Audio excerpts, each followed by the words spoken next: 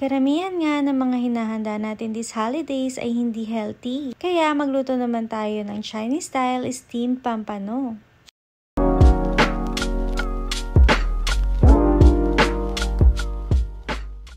Bago nga ang lahat ay samahan niyo muna ako kumuha ng dahon ng saging. Dito lang pala tayo kukuha sa labas ng bahay namin dahil maraming taniman dito. At ito nga lang yung naabot ko kaya ito na lang, juicy pa ba? Sa tingin ko nga ay sakto na yung size nito para doon sa pampano na lulutuin natin. Proud na proud pa nga ang person dyan, char. Hinanda ko na rin pala yung mga ingredients na gagamitin natin. At syempre hindi pwedeng mawawala itong pampano. Hiniwa ko na rin pala yung mga ingredients katulad nitong bawang, katamtamang laki ng luya para mawala yung lansa at pangpadagdag sa aroma itong onion leek. Naglagay na rin ako ng asin dito sa pampano para malasa na siya. Sunod naman natin gagawin ay ilalagay na natin lahat ng aromatics sa loob ng pampano. Makakatulong kasi yon para mawala yung lansa nitong isda. After nga natin malagay lahat ng aromatics ay pwede na natin itong ibalot sa dahon ng saging.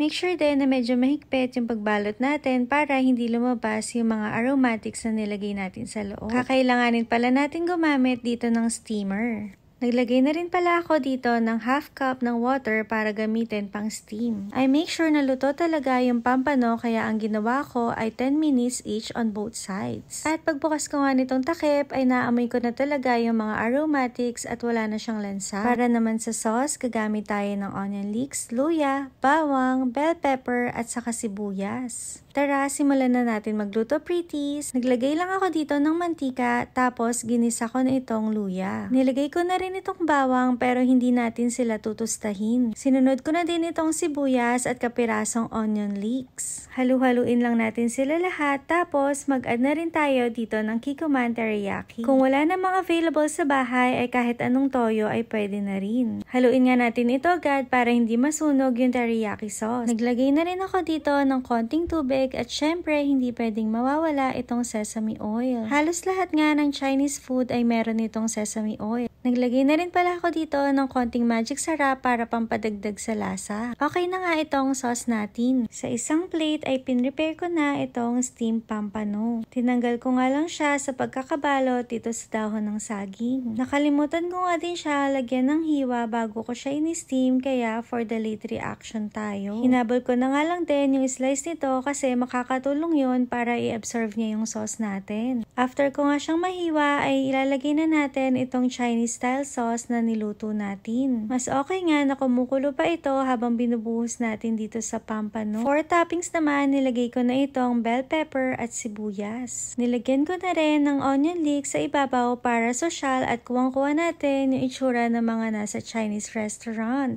Perfect na perfect nga itong recipe na to para sa mga gustong kumain ng healthy ngayong holidays. Kaya itag nyo na ito at i-share sa mga kakilala nyong health conscious. Ayun lang muna, pretties. Bye!